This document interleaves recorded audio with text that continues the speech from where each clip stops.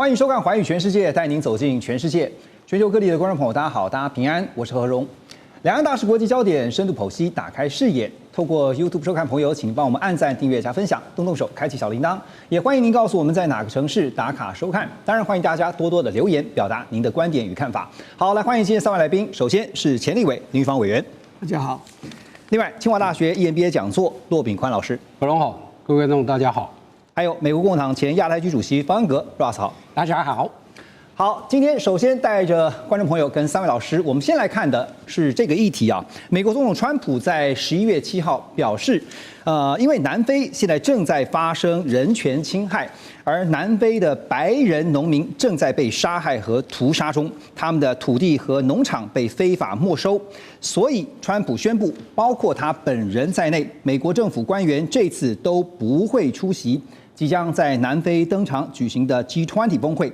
但是我们也要看呢，反观美国，现在农民受到的伤害其实不亚于南非哈。虽然不是生命的损失，不过财务方面损失非常的剧烈。那么根据 CSIS 的最新报告呢，说因为受到了中国大陆报复性关税还有非关税贸易壁垒的影响，在2025年1月以来，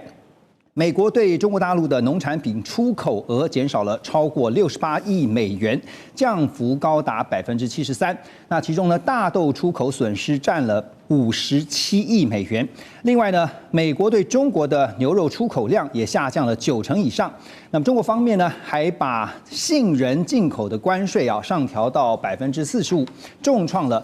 向来以加州作为主要出口的产业链。好，我先问最了解川普的 Ross， 这个请你从从容容、游刃有余的告诉我们哈。川普现在讲说，因为人权问题，他不出席，包括连政府官员都不去 G20 啊，这只是表面上的原因，你觉得是有背后的原因吗？我觉得没有，应该是没有背后的原因。虽然川普是不喜欢多边组织了，这个大家都知道，他第一个任期也不太喜欢参加类似的。多边主义的活动、组织高峰会等等，那这次回来执政，一样啊。今年参加 G7 也提早离开，那最近他去 APEC 也提早离开了，见习近平之后就离开了。所以他真的不喜欢出席这些活动，他想当 All Star。他希望这个焦点都是放在他了。那如果一个高峰会有10几个主要国家领袖，那川普就不是亮点，对，而不是热点，所以他不希望了。那他对这个南非少数民族，那就是白种人是少数民族，他对他们的这个安全、资产等等的议题一直就从他这次回来执政，一直有兴趣，他常常提了，而且他觉得我这样提我的支持者、我的选民会就是会非常受欢迎。所以他这样子做是因为想要保护在南非算少数的白人，是这样子。因为人权的这个原因，他口头说是要保护他们，对，但是主要是这个是跟美国国内政治比较有关。我再去请教你因为你刚刚特别提到说，美国向来，尤其在川普上任以后，其实他是习惯用单边的，而不是像他的前任拜登采取多边合作哈。那同样的，可是这一次在 APEC 结束之后，也有分析认为说，从日韩最近跟美方在谈的这个部分。看得出来，似乎川普在单边这个一直以来坚持的政策，稍微有点倾向，也不排除多边的合作，是这样吗？日韩是2个国家了，那如果2个国家跟美国会有什么高峰会和合作等等，那其实稍微算多边一点点而已啊。但是那个不等同像 G7、G20、WTO、UN 这些大的传统的多边组织了，所以我觉得这个不用做类比了。而且，如果是美国跟日韩开会的时候，不管是哪一个层次，不管是总统跟2国元首，对，或者是国防部长、外交部长。其实这2个国家，日韩，他们都会答应美国要什么，几乎他们都会答应。这个跟去参加 G20 是完全不一样。没关系。那去 G20 的时候，还是会有几个国家元首不是按照的川普说法就答应他，对不对？还是会有。那要保护南非的这个白人农民哈，可是美国的农民呢？川普也是非常支持美国农民，对不对？所以他就跟习近平见面的时候把焦点放在中国要多购买美国农产品。那另外如果这个政策不成，就是这个贸易谈判最后不成功的话，川普会向国会要给美国农民大的补助，所以还是会很在乎他们，不能说不在乎他们，真的，而且这些南非的白人啊，说实在，我预测了很多还是会选移民到美国去了，最后还是会离开南非。只要川普是欢迎他们，而且目前川普的政策是非常非常欢迎他们移民到美国去，目前他不欢迎其他国家。尤其是有皮色是如果是黑的话，他不欢迎。而且白人至上的一个向来。如果是像南非白人或者北欧人，川普是很欢迎他们移民到美国去了。那我真的相信将来几年很多南非白人，包含这些农民，会选择移民到美国去。好，所以现在看就是说，川普要如何照顾美国国内的农民哈，因为就提到了。像之前呢，在习川会之后，其实 APEC 呢，中美之间两强达成了一个共识，就其中呢，就是包括了要买大豆哈。但现在买大豆也出现了一个变数哈，因为在习川会之后，美中双方其实都降低对对方的关税哈。不过路透社有一个最新的报道说，中国大陆对美国大豆的关税虽然下调到13%，但是呢，这个关税的税率呢，也导致了美国大豆的价格仍然是比巴西大豆的价格要高。好，所以呢，有交易员也表示说，市场上现在普遍不预期中国大陆对于美国大豆的采买会恢复需求啊。主要的原因还是那句白话，就是因为你的大豆卖得太贵了，所以买大豆现在变成了一种手段，或者说我们一种筹码哈。中方会如何在这件事情上面做决定呢？这个美国农产品是这次川普2.0大陆等于说是规划准备最完整的一步。而且他这次打击美国是美国最依赖的出口品项，就是大豆、牛肉、杏仁，这3个是美国这个就是对中国出口最大额的农产品，这3项，而且这是集中火力针对美国这个最敏感的产业来做出打击。那因此大陆它也有多元供应的来源的需求，所以它也向巴西购买大豆，向阿根廷购买大豆。它跟巴西买的大豆，让巴西呢，它的出口增加了10%，让阿根廷呢增加了21%，所以就代表大陆它对于多元供应农产品，它已经做好了一个这样布局，所以让它的全球供应链呢能够多元化，降低对美国依赖，同时让美国的农民来承受这个市场所遭受的损失，这就是它一个精准打击的。那再加上现在农民的那些成本也上升了，像化学肥料啊、劳力啊、设备。这些都一直在提升，它的价格在提升，而且市场也在流失，所以对美国的农民来讲，目前真的是一个非常考验的一个时候。所以现在对美国政府来讲哈，尤其特别川普想要帮美国农民啊，但骆老师您看，因为我们刚刚讲说中国大陆现在有议价能力啊，因为你跟同样的比巴西、比阿根廷，那除非你告诉我美国的大豆确实比阿根廷、比巴西要便宜，那我才愿意买啊，不是吗？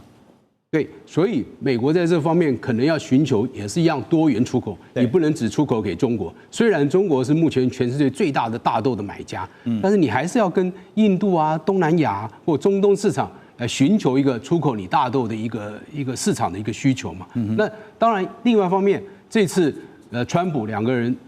跟习近平2个人在这个釜山达成这个协议，也说大陆不再杯葛啊这个美国农产品的采购。那也开放了，所以他应该跟中国达成一个更有结构性的协议，要长期的保证大豆、牛肉、杏仁这样的一个进出口的一个，这样才能够确保美国农民的一个利益。否则，这个市场是非常的浮动的。假设最大的买家一直有针对性的在杯葛你的时候，美国农民的话，他随时会有很不安全的感觉，随时有没有办法出口的一个风险存在。就像那个我们看到影片上，就是一个大豆厂竟然会爆炸，因为多到爆炸。那这样的情景，我们就不愿意看一些。所以，川普可能在短期、中期、长期都要有一些规划，否则没有办法因应中国大陆针对性的一个农产品的杯葛。是，所以陆老师刚刚点到一个重点啊，就是中国大陆要制造的是美方，特别是农民这一边啊，随时有一个不安全感。那这个部分呢，才能够当成未来中美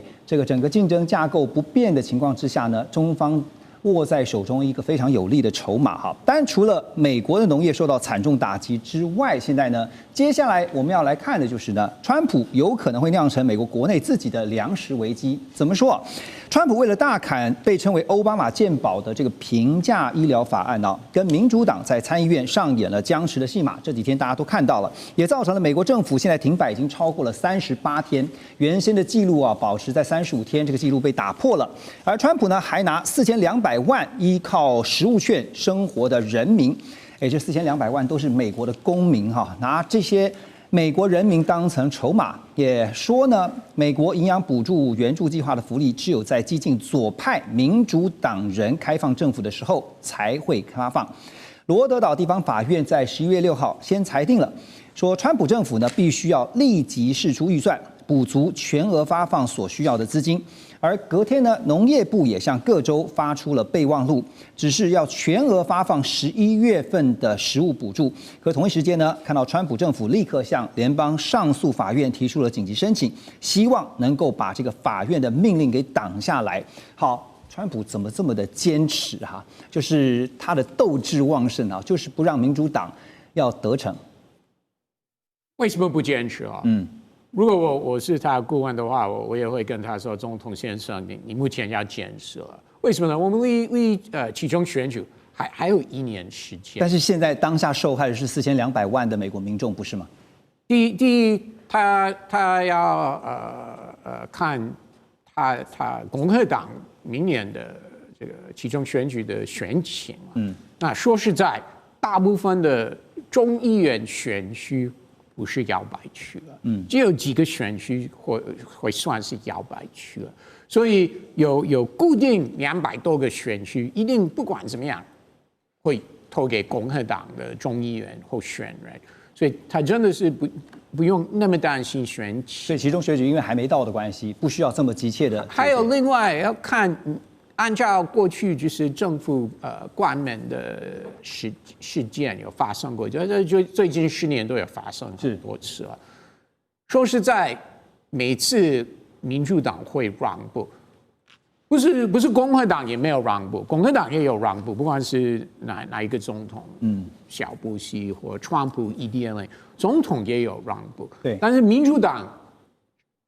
早晚会让步。所以总统为什么要那么急让步？他可以等等看民主党会提出什么样的让步的方案，那他就可以算，那我也要不要让步？但是不用这么早。为什么要这么早？我跟你说啊，现在离其中选举1年时间，选民不会记得这件事情。OK， 所以因为还没到选举，还没到那个关键时刻，所以现在不管是共和党也好，民主党也好，反正是继续演到还没到最后一幕嘛。等到最后一幕的时候，一定会有一个妥协。你的意思是这样？一定会妥协。OK， 民主党一定会妥协。那等他们妥协，那总统也就可以妥协。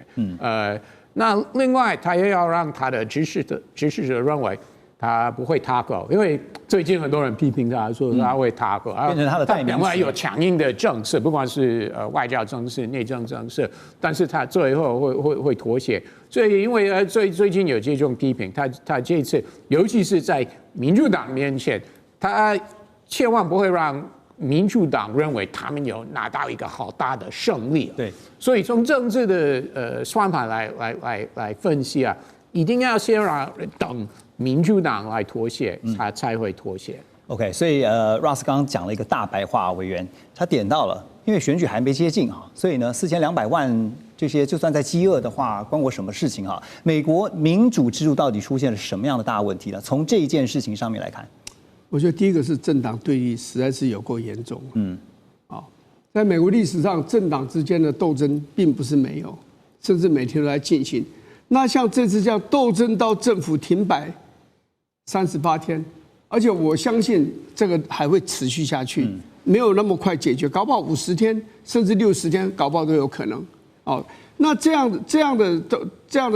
种对立，政党的对立会延伸到很多的层面，那就是内耗嘛，这就是内耗。对，所以我认为这个就是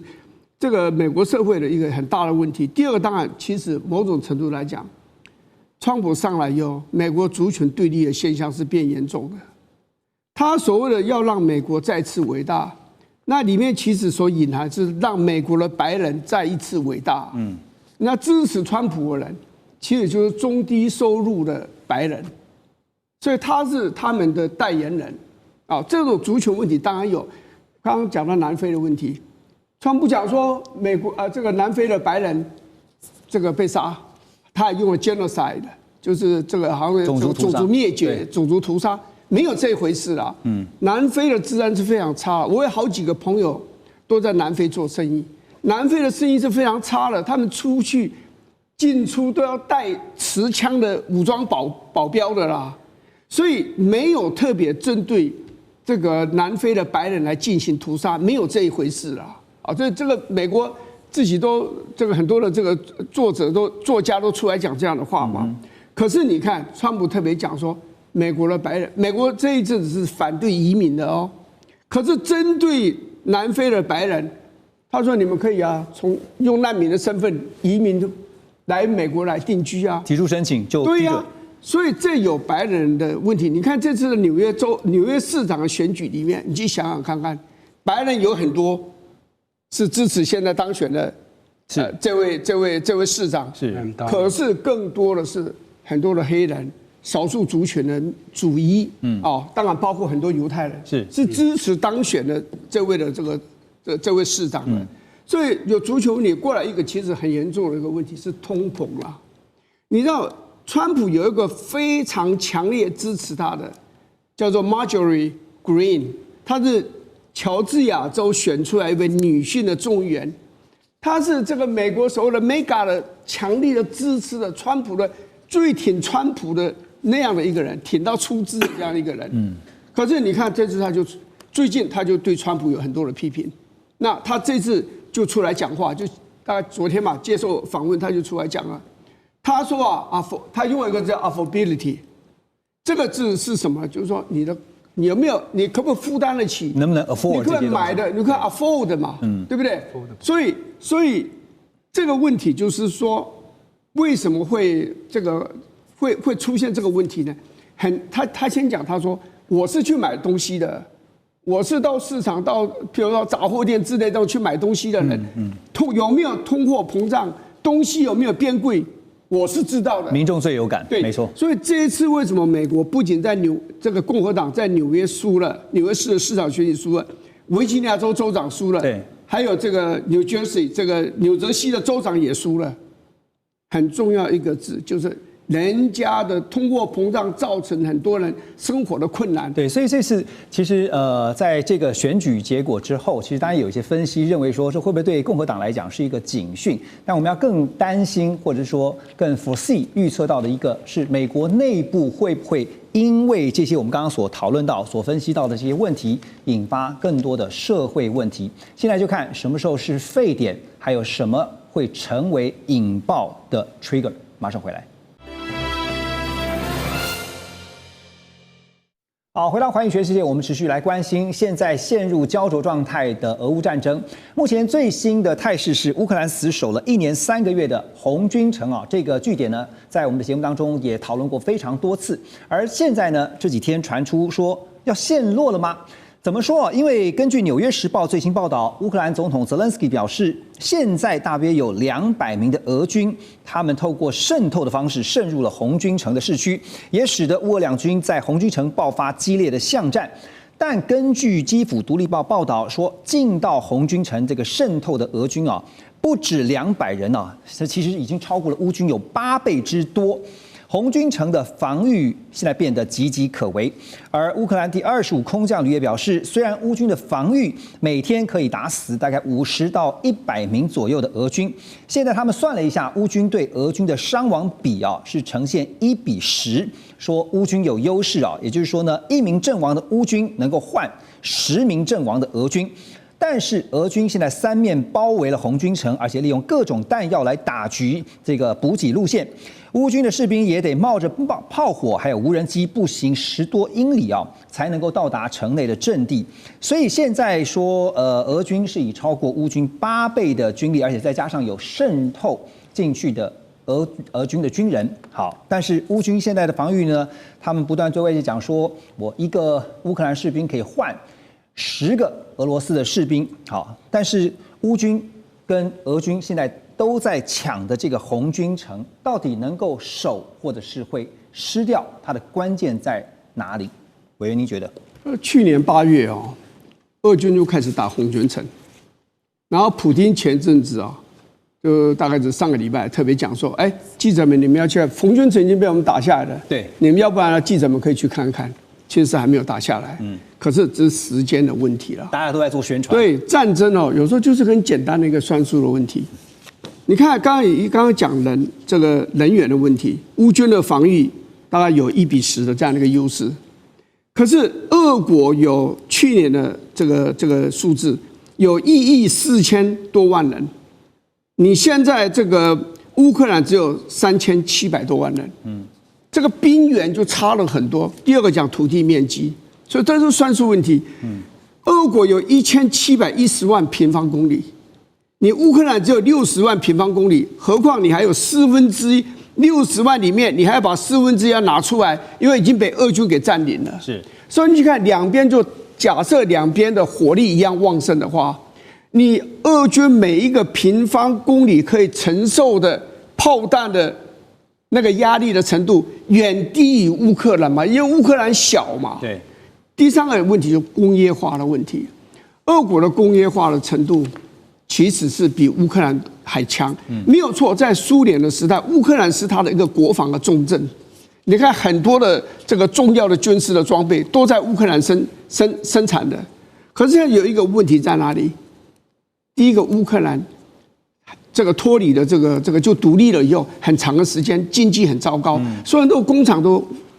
是被破坏得很厉害的啦，有的东西农脉也被卖掉了。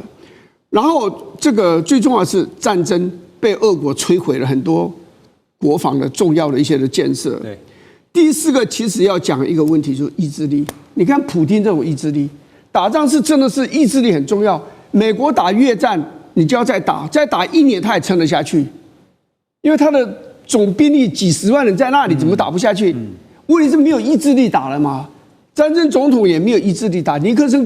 更想急着把它结束掉。好。阿富汗也是一样啊，阿富汗的敌人力量更小，可是为什么俄军打完10年就走，美国打完20年就走？为什么就意志力没有了？对。可是人家普丁打乌克兰是打得很辛苦了，就乌克兰士兵很勇敢啊，打得非常漂亮。问题是你总体资源就不如人家嘛，人口面积、工业化能力，然后这个武器俄国自己可以生产，你乌克兰武器要靠人家生产，美国生产完要渡过大西洋，然后进了波兰，然后转送给你其他欧洲国家送来了，也是很辛苦。所以你乌克兰你不是一个自给自足的一个交战国，那你总体资源又不如俄国，那普丁想赢的那个心又这么坚决，所以这个红军城被打下来是时间的问题，时间早晚。而且刚才委员特别提到说，两军在战场上面对战的时候，其实作战意志很重要啊。不过从兵力上面，双方的这个悬殊比例来看的话，俄军也换得起哈，就是就算我10个人换你1个人的话，我也换得起啊。现在就看到这个战争呢陷入到焦灼，所以呢，原先这个信誓旦旦说他这个上任就能够搞定俄乌战争，立刻让双方停火的川普，现在当然他的说法也改变了哈。这个11月8号他正式表示。他说他已经暂停和俄罗斯总统普丁在匈牙利说要约会面，主要的原因呢在于俄方还没有展现停战，不要说停战了，现在连停火的诚意可能都没有啊。但川普也表示说，如果普丁真心想达成和平协议，希望未来还是能够和普丁在匈牙利来进行会谈。不过另一方面也看到在北约这边呢，德国联合作战司令叫索尔夫兰，他就警告。他说要小心俄罗斯的普丁啊，因为呢，普丁现在手握150万名地面部队，还拥有足够的主力战车，具备随时对北约领土发动小规模区域限定的能力哈，不要轻忽，而且不要是小看了俄罗斯对欧洲、对北约的威胁。每日电讯报也报道说，普丁还打算跟委内瑞拉总统来合作，部署这个极音速飞弹基地，要直接威胁美国东南部，牵制美国对乌克兰战场和欧洲防线的注意力。因为你后门失火的话，你当然无暇顾我们欧洲了。好，现在德国警告说，普丁是有能力的对北约要发动有限战争啊。但是这个局势呢，大家也会很好奇，因为北约向来是共同防御。如果包括最近看到拉脱维亚甚至呢派出了无人机，因为他们非常的担心啊，尤其波罗的海的3个国家，拉脱维亚其中之一啊，他们就派出了无人机来负责防空。所以 Russ 啊，因为我们讲到了北约共同防御。就算是发动有限战争，但是不也启动了北约的共同防御了吗？如果俄罗斯真的入侵北约国家的话，就动用条约。虽然很多人认为川普对这些条约，不管是北约、美国跟日本、南韩、菲律宾的防御条约，川普有质疑，就造成所谓的一美论了。但是川普这次回来指证。其实他的不管是他的言辞或他的动作，或战争部长 Hegseth 的动作，那明显到目前为止，美国还是很支持这些条约了。那虽然川普从早就呼吁美国的这些安全伙伴都要提升国防预算，但是这个也不等同川普不会履约了。所以今年已经有很多次北约秘书长去白宫跟川普见面，对，看起来他们都谈得很融洽，很合得来。他这个北约秘书长也没有公开批评说川普不支持北约等等了。所以目前从美国川普政府的动作来看，还是对这些条约是参与的意愿、支持等等，都是我觉得是相当正常。对，所以我要问的就是，因为我们常常在讲说，你要评估的是能力跟意图这2个因素啊。能力的部分，像德国这边警告说，有能力，就算进行一个小规模的有限战争，俄罗斯是有能力的。那意图呢，犯得着吗？我认为北约国家他们是看俄罗斯军事能力，觉得是非常对他们来说是非常危险嘛。对，但是他们真的认为俄罗斯即将会入侵吗？就是向北约国家动手？我觉得他们这些北约国家也知道可能性不大，但是还是要做好准备，还是要先提出警告。当然，因为他们要提升他们的国防投资啊，那也是需要不管是国会议员、一般民众、选民、媒体等等，都需要整个国家的支持，对不对？所以他们就最近就是从俄罗斯入侵乌克兰之后，不管是左派、右派政治人物，大部分的欧洲国家的政治人物都是有这个态度、这个想法。我们要提升国防预算，美国也很支持啊。但是美国也没有推出，比如说什么联合军事演习等等，不管是拜登或川普都有参与了。OK， 所以那你怎么看？刚刚也提到《每日电讯报》这个报道，就是在美国的后院，跟委内瑞拉合作，我觉得可能性不大。如果俄罗斯跟Venezuela 提升双边的国防方面的合作，比如说军事演习之类的，或有访问团等等，这个不意外。但是俄罗斯真的会部署飞弹在 Venezuela， 我觉得可能性不大。第一是预算的考量，第二这些飞弹他们需要在乌克兰战场使用，怎么会把这个重要的资源原理放在 Venezuela， 可能性真的是不大。而且还有呢，其实马杜罗政权是非常不稳定，那或许会讲得住。但是不排除会有政变的情况。那如果他真的被逼下台的话，那俄罗斯怎么办呢？我们飞弹在那边，所以我觉得可能性真的是不大的。所以你看到，在这个竞争非常激烈的态势之下，现在尤其讲到地缘战略啊，这个尤其西方媒体常常会，不管是空穴来风，或者说他们觉得很紧张，都会先用一则报道来告诉大家有这样的可能。但是我觉得你讲到一个重点，虽然最近几个礼拜有什么样的新闻，比如说川普说哦，那我目前不去匈牙利跟普丁见面，然后有这个俄罗斯会不会在 Venezuela 部署飞弹等等各式各样的相关新闻。但是我觉得有一个重点是到目前为止是没有变，川普希望两方乌克兰跟俄罗斯是达成停火协定，而且川普看是什么样的条件之下可以停火，他的想法是完全是没有任何变化，就是说他认为乌克兰要接受将来部分的国家领土还是有俄罗斯占领了。是，那这个川普有这个态度，这个立场完全是没有变，所以他还是会不是向俄罗斯施压的对象还是乌克兰。对，你讲到有一个重点，最近大家有没有观察到？其实讲到了俄乌停火也好，或是未来的中战也好，其实在这一次的 APEC，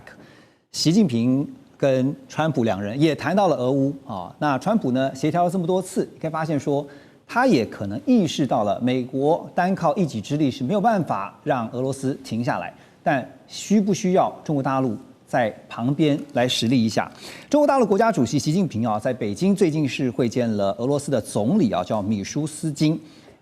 目的呢是要升级中俄双方的合作。那俄罗斯的财长呢也表示说，俄中两国呢基本上已经脱离了西方货币进行贸易结算啊。目前99.1%的支付都是用卢币和人民币的兑换来完成的。2024年年度的这个俄中双边贸易额啊，更是达到了2450亿美元的历史峰值。日经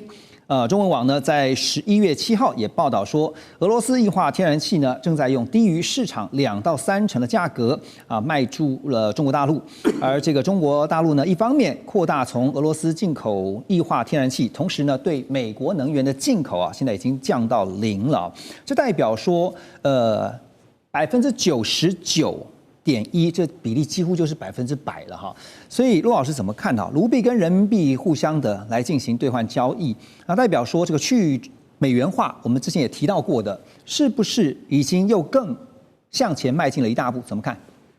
的确，中国跟俄罗斯天然气，它以它的本币来做交易，就以人民币跟卢布来交易，它是符合几个它的策略性的考量。第一个，降低对美元的这个依赖，也避免被美国制裁啊。第二个，可以提升它的能源的安全性，两个的人对于天然气的这个交易可以避免受到美国的这个影响，它的能源买卖是很安全的。第三个，它跟俄罗斯买的比较便宜，所以它的能源成本也降低。第四个更重要，强化它地缘政治的政治谈判筹码。所以美国川普跟普丁或者是跟习大大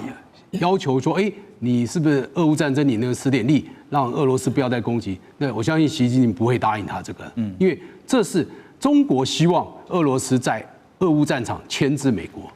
那俄罗斯希望中国在东南亚市场牵制美国，所以双方有一个这个战略性的一个考量，互相牵制美国的一个这个作用。所以以这样来看的话，他们以这个非美元人民币跟卢布交易是一个非常正常的现象，可以避免被美国制裁，降低对美国的依赖，降低成本，还可以提升它能源安全性。我想符合他所有的策略。摆脱依赖是重点哈。那另一方面是看到在能源的这部分的分散风险也是另外一个重点啊。所以如果是去美元化这部分，可能短期也许看不太到，但是摆脱能源上面的依赖，看起来是做到了。没错，因为我相信他直接跟俄罗斯买能源的话，这是一个非常简单直接的，而且用这么便宜的价格，又可以用自己的本币来做交易，这是应该是最简单不过。尤其他让他的能源来源更多元化，要不然他跟美国买的话又贵，然后又要受制于美国，那对他来讲实在是划不来。了解。好，等一下回到环宇全世界，我们就来关注的是福建舰的事情，马上回来。欢迎回来。新华社最近报道了福建舰入列授旗仪式在11月5号在海南三亚举行，大陆国家主席暨总书记习近平亲自出席，而且还登上了福建舰视察。他还进入了弹射综合控制站仔细观摩整个作业的流程，而且亲自按下了弹射按钮。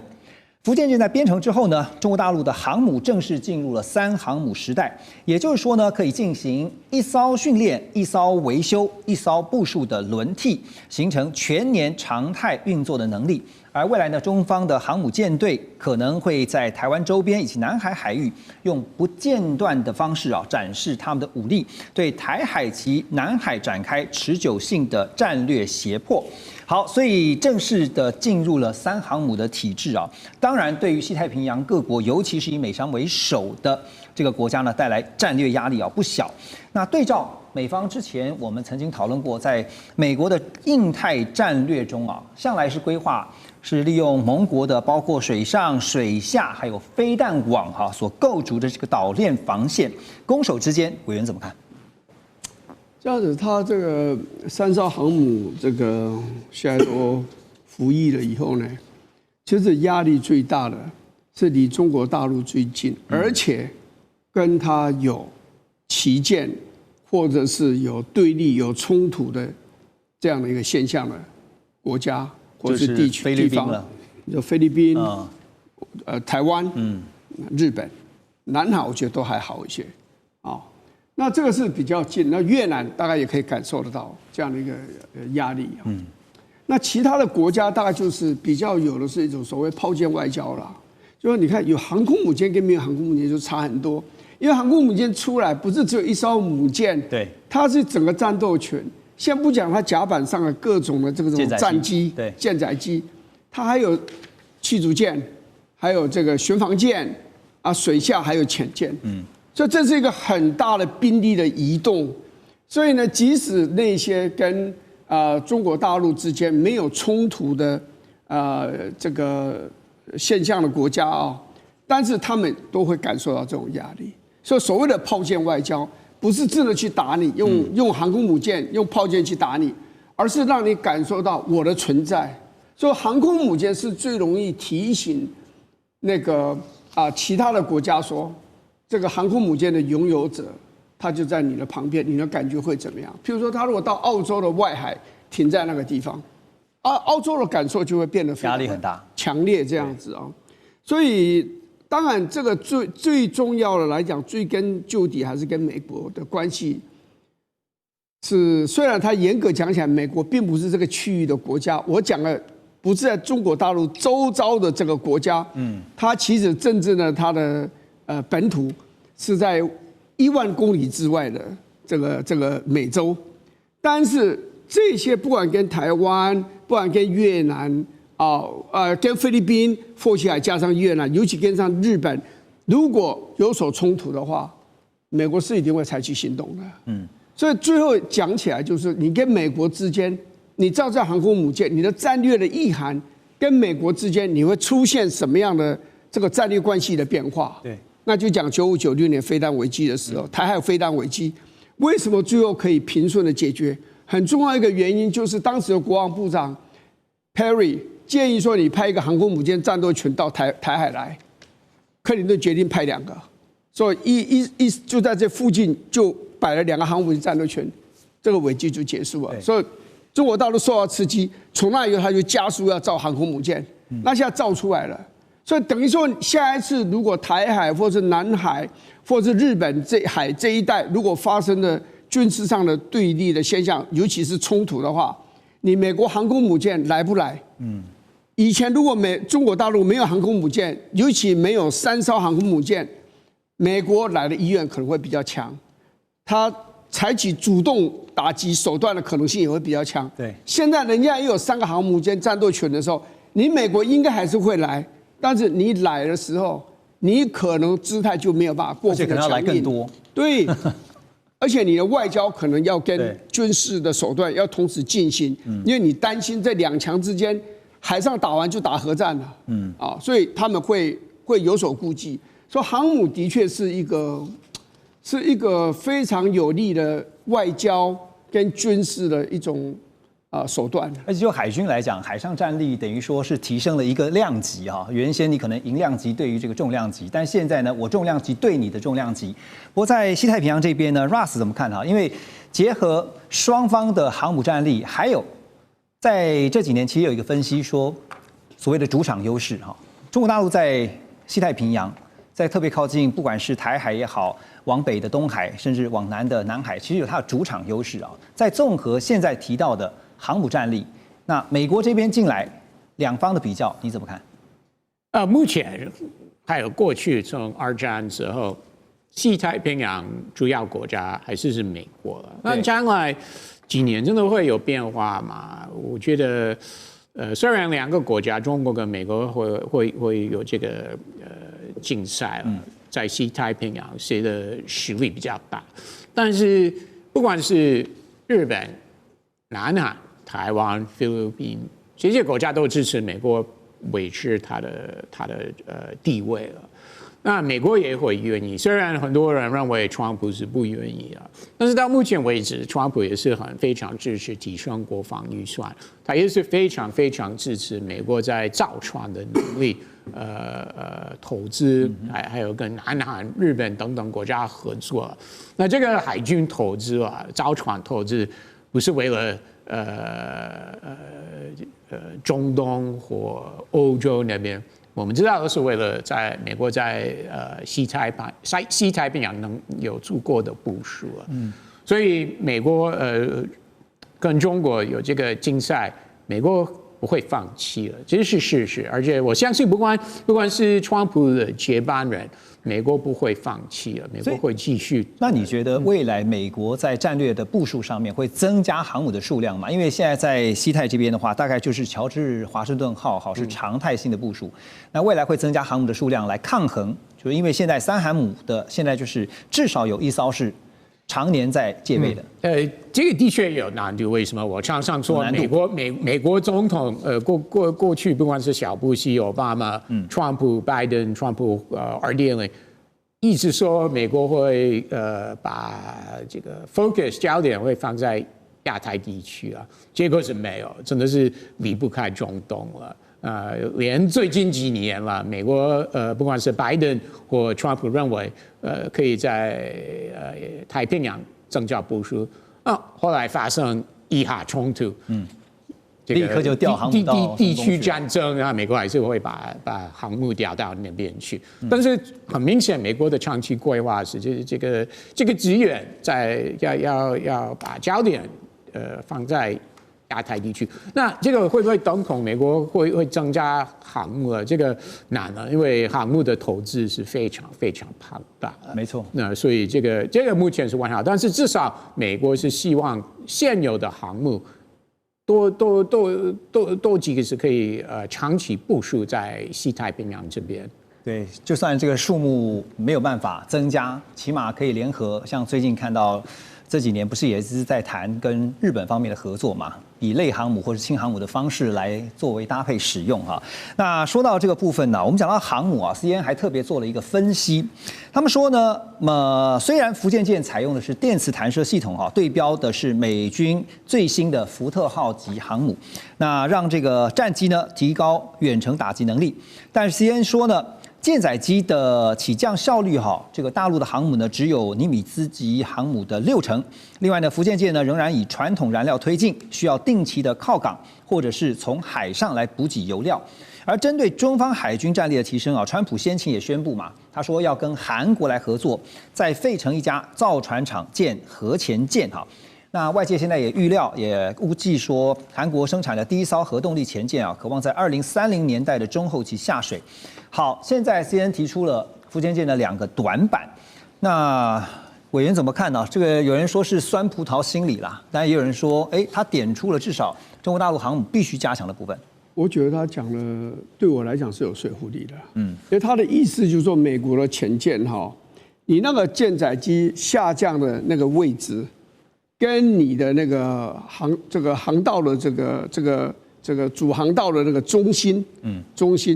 是有9度的偏差，就是隔开9度。那你现在福建舰只有隔开6度，也就是说，你的这个舰载机下降的区域，跟那个我们就用主跑道这样讲了，上面的2个核磁的弹射器太接近，所以呢，你会彼此会牵制，对不对？所以你的舰载机起飞的速度会变慢，对，次数会变少，否则就会相撞，对不对？一个要回来，一个要弹射出去，两者就会相碰啊。那避免相碰的话呢，那美国因为它隔开了9度，所以呢是很有安全距离的。你飞你的，我飞我下降我的，你起飞然后我下降，好像干扰的情形会少很多，风险低，对，所以这个我是觉得，这种讲法，我到目前为止没有看到人家可以反驳，所以应该是一个，只是中国大陆很可能下一艘航母就立刻修正，他就把它调整了。对，第二个就是所谓的燃料这些问题，核子动力这个航母，当然你会腾下很多的空间，因为你这个核子反应炉比你要装满油才能够出去，那个差很多嘛，空间的使用就差很多了嘛，所以的确是个问题。但是呢，下一艘听说中共要出来的这个航母就是核子动力了，对，所以我们都不知道。如果是的话，那就当然它的这个整个的怎么讲，就是载重的能力会加强很多，可以装更多的弹药，可以装更多的舰载机这样子。对，至于说这个韩国要造核潜舰，我不是很清楚，这个核潜舰是帮美国造还是帮韩国自己造？我不知道，因为到目前为止帮美国造，对，所以我认为这是正确的。因为石破茂先生很多年以前，他家当首相刚下来，我在东京跟几个朋友跟他相遇的时候，他第一个问题就问我，他说我们日本就是想要核子动力的潜舰，我说那是不可能的事情啊，那是澳洲正在讲这个事情，那是不可能的事情。到目前为止，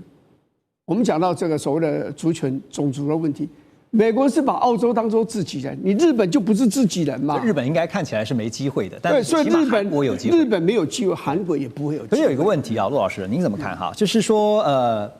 韩国造船这个当然能力是优于美国啊，所以当然才会找南韩来合作嘛。可是呢，把这个造船的地点拉回到刚刚讲说费城，这个不在韩国制造，反而舍近求远哦，到美国。当然，一方面是把制造业拉回美国，这是一个原因；第二个是防止技术的机密外泄，还有其他原因吗？您觉得？当初李在明跟川普碰面的时候，李在明本来只是想说，我那个动力潜舰呢，你美国是不是提供我核燃料，让我就变成核潜舰？他当初是这样想法，就没有想到川普呢，他直接在他的 Truth Social 里面直接就说，我们要在费城建造一艘这个核潜舰，由韩国的韩华海洋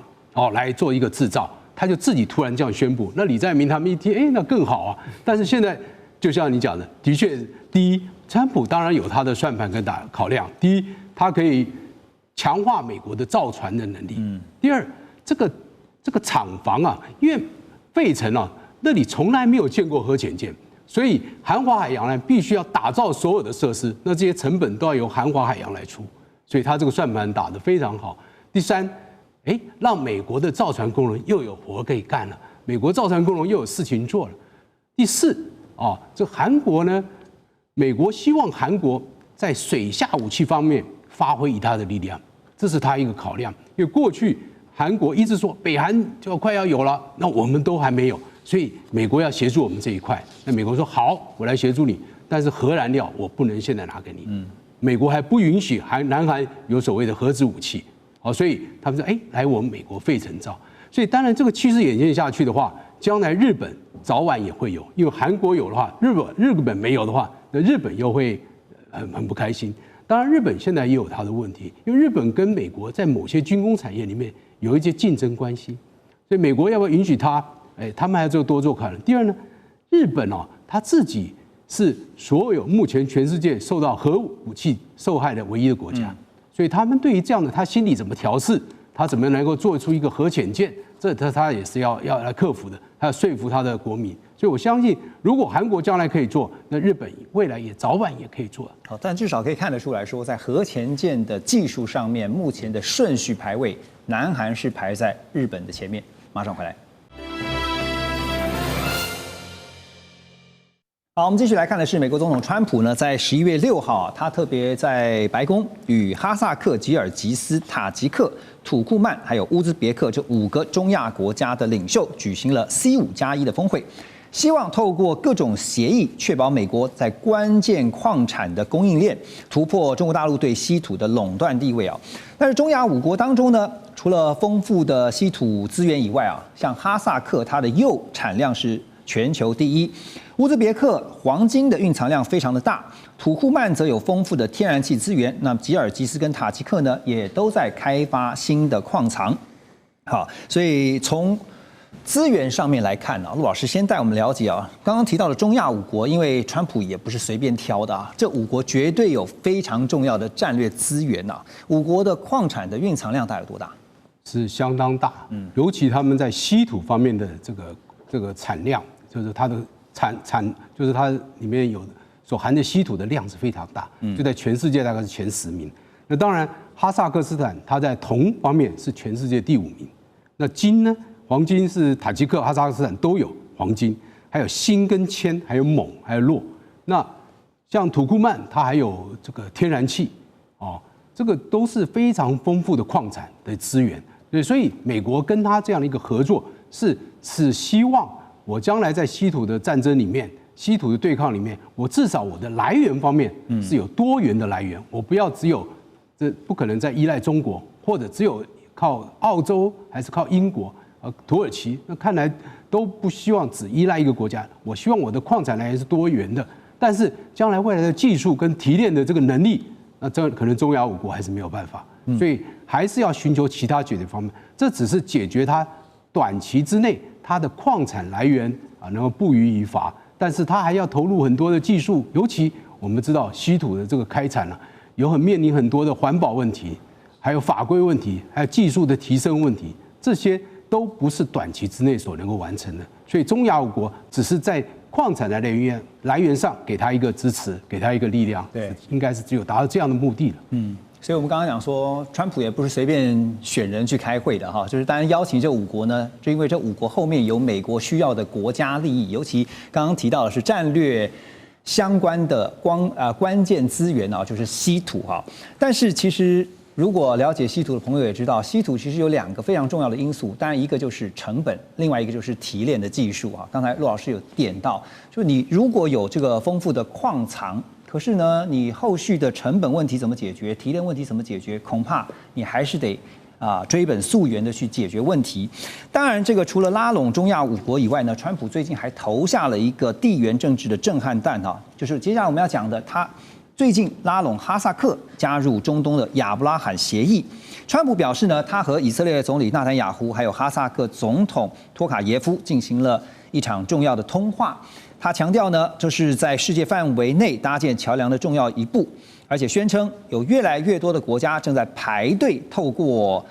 亚伯拉罕协议拥抱和平与繁荣。路透社就报道说，川普下个礼拜呢还会在白宫会晤叙利亚的新政权领导人，叫夏拉。美国政府呢，同时也准备在叙利亚首都大马士革附近一处空军基地，要进一步来部署美军。好，现在看到拉拢哈萨克加入亚伯拉罕协议这对于美国跟以色列美语双方来讲的话，在中东的战略布局会带来多大的帮助？这个显示一件事情，虽然部分的观众朋友可能会不接受我要说什么，但是很明显，这次停火加沙战争停火，以色列算是赢家了，打败了，几乎是打败了哈马斯的政权跟军事能力。那美国也是几乎是很支持以色列对国家安全的需求。就是在这个川普的和平计划条件之内，几乎都是符合以色列的想法，内塔尼亚胡的想法，美国也没有明显答应以后支持巴勒斯坦可以成立国家了，也是符合以色列的想法。另外，不管是欧洲国家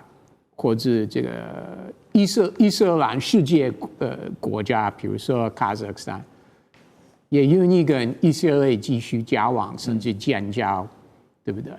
那以后更多阿拉伯国家也会跟以色列愿意有交往、贸易，甚至加入 Abraham Accords 减价了。所以很多人很难想象，在这个战争的结束之后，以色列的这个不管是战略地位，或者是在经贸方面、科技方面的地位，还是非常非常重要。其他的国家不会以后抵制以色列或什么的，会对以色列怎么样？真的不会，这个是大家都要记得。你觉得就以哈萨克来讲的话，就是说他未来如果考虑加入这个亚伯拉罕协议，好，当然是希望说也能够从以色列这边要到他想要的东西。他可以从以色列得到什么？当然是可以聊到投资、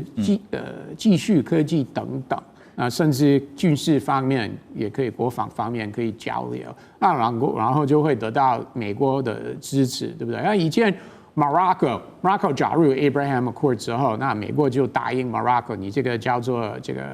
目前算是内战地区，叫做 Western Sahara。本来美国的立场是这个地方是要经过当地人跟 Morocco 中央政府的协商，才解决这个问题。那后来美国在川普1.0说，Morocco 你加入 Abraham Accord 之后，那我就认定这个 Western Sahara 是你的属于你的主权。所以其实加入 Abraham Accords， 不管是哪一个国家，他们都知道，他们还是可以从美国拿到很多东西了。OK， 那叙利亚驻军这件事情呢？这个是有一点 surprising， 有一点惊讶，因为川普在1.0的时候，他一直坚持他要完全从Syria 撤军，因为那个时候美国还是有几千个军人，因为是要跟 ISIS 伊斯兰国家打仗。那个时候他因为这件事情跟国防部长吵架了，对，国防部长时任国防部长就离开了。那川普这次愿意部署的话，规模应该不会很大，而且其实很大的主要的考量不是因为川普以后想跟谁打仗，不是因为要以后跟伊朗或伊拉克等等打仗，其实他是为了组织以色列再次攻打 Syria 的内部了，因为过去几个月以色列已经有很多次动手，因为他们说Syria 在境内还是有运武器给恐怖团体，不管是在 Lebanon 或其他地方 Yemen 等等，所以为了维持区域和平，这个川普的和平计划或许因为这个考量。川普愿意在 Syria 重新部署，所以就回到刚刚你有特别强调一个论点哈，在川普的心中，他的 number one， 他的第一个还是中东，第二个才是放在印太哈。可是现在有一个问题，就是说中亚一直都是过去来我们都知道都是在中俄的势力范围，而且相对来说，比起美方来讲的话，对中国大陆是比较偏友好的哈。那所以现在呢，你这个要真的挖墙脚，你要来挖哈萨克啊这些中亚的5国，你挖得动吗？你怎么挖？你必须要诱之以利啊！你有什么利益可以跟他交换呢？你讲的很对啊，要诱之以利。问你现在你俄国还有多少资源可以给人家？你现在打仗已经打得自己都打得焦头烂额了。真的，乌克兰战争。让俄国遭受非常大的这样的一个资源的浪费，所以他也没有办法自顾不暇。那个中亚这些国家，它就变成很难再像以前在苏联帝国或苏联解体之后的那个年代，俄国还对他们有很大的影响力。现在没有办法，尤其这些国家，你看到回教的力量。哈萨克70%是回教徒，主要是逊尼派；塔吉克98%是回教，就是穆斯林；乌兹别克96.5%，土库曼93.3%，吉尔吉斯86.3%，回教。对，所以这个就是美国要下手的原因，就是说，中亚我一下手就可以拿一串起来，因为你们都是回教，你们中间是有宗教的这样一个联系，是穆斯林有联系的，而且又。